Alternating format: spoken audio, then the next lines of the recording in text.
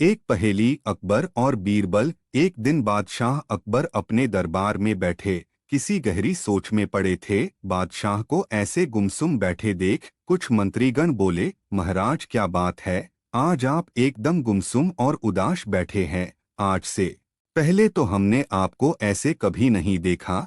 एक बादशाह को यूं उदास होना शोभा नहीं देता। इस पर अकबर ने जवाब देते हुए कहा, हाँ आज मैं बहुत उदास हूँ, क्योंकि बीरबल अभी गांव से नहीं लौटा है। तो सारे मंत्रीगण एक साथ बोले, तो महाराज इसमें उदास होने वाली कौन सी बात है, वो एक दो दिन में लौट आएगा। तब बादशाह अकबर बोले, मुझे पता है, लेकिन मुझे उसकी अभी जरूरत है। तब उनमें से एक मंत्री खड़ा हो गया और कहने लगा, महाराज गुस्ताखी माफ करना, पर ऐसा भी क्या काम है जो केवल बीरबल ही कर सकता है।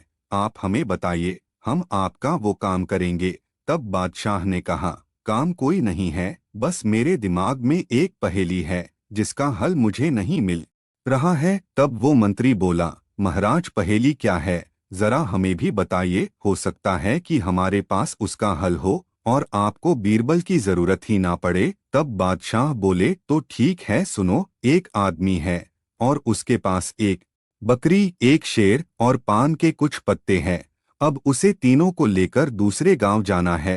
रास्ते में एक नदी है, अब उसे वो नदी पार करनी है और एक बार में एक ही चीज वो दूसरी ओर ले जा सकता है। अब सबसे बड़ी समस्या ये है कि अगर वो पहले पान ले जाता है तो शेर बकरी को खा जाएगा, और अगर वो पहले शेर को ले जाता है तो बकरी पान खा जाएगी। तो अब तुम लोग सोच कर बताओ कि आखिर वो आदमी नदी कैसे पार करेगा। ये सुनकर एक मंत्री तपाक से बोला, महाराज ये पहेली तो बहुत आसान है। उस आदमी को सबसे पहले बकरी को ले जाना चाहिए और बाद में पान और शेर को। तभी वहां बैठे अन्य मंत्रीगण बोले कि समस्या तो फिर भी वही है।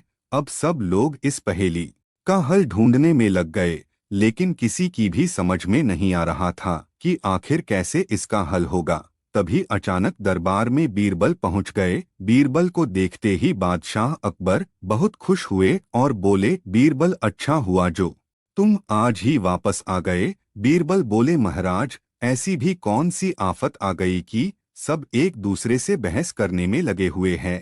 तब बादशाह बोले, बीरबल ये सारे लोग मेरी एक पहेली को सुलझाने में पड़े हैं। बीरबल कहने लगे, महाराज क्या मैं जान सकता हूँ कि पहेली आखिर है क्या। तब बादशाह ने उन्हें पूरी पहेली बताई। ये सुनकर बीरबल कुछ देर तक मौन रहे। बादशाह कहने लगे, क्या हुआ बीरबल, क्या तुम्हें भी इस पहेली का हल नहीं मिल रहा है। तब बीरबल बोले, नहीं हुजूर, मैं तो बस इसलिए मौन हूँ कि इतनी आसान सी पहेली का हल हमारे मंत्रीगण क्यों नहीं कर पाए। ये बात सुनकर एक मंत्री चिढ़कर बोला, तो तुम ही इसका हल क्यों नहीं बता देते। तब बीरबल कहने लगे कि शायद आप लोगों ने पहेली को ध्यान से नहीं सुना। इस पहेली में ही इसका जवाब छुपा है। उस आदमी के पास तीन चीजें हैं, बकरी, पान और शेर, और उसे एक एक करके नदी पार करना है। तो सबसे पहले वो आदमी बकरी को ले जाकर उस पार छोड़ेगा, क्योंकि शेर पान खाता नहीं है।